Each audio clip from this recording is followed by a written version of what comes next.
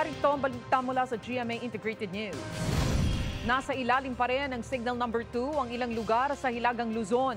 Kabilang dyan ang Ilocos Norte, Apayao, eastern portion ng Kalinga, Cagayan Province, kasama ang Babuyan Islands, Isabela, Quirino, northern portion ng Aurora, Pulilio Islands at northern portion ng Camarines Norte.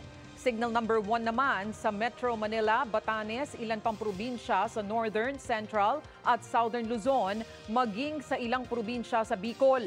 Huling namataan ang sentro ng Bagyong Enteng sa coastal waters ng Kasiguran, Aurora. Gumagalaw ang bagyo pahilaga-hilagang kanluran sa bilis na 20 km per hour, may lakas na 85 km per hour at bugso na 105 km per hour.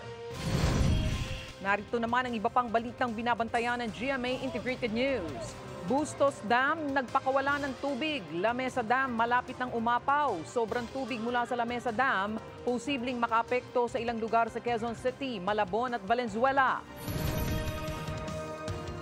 Produktong petrolyo, may taas presyo bukas. At sa 24 oras, ang latest na sitwasyon sa mga naapektuhan ng masamang panahon.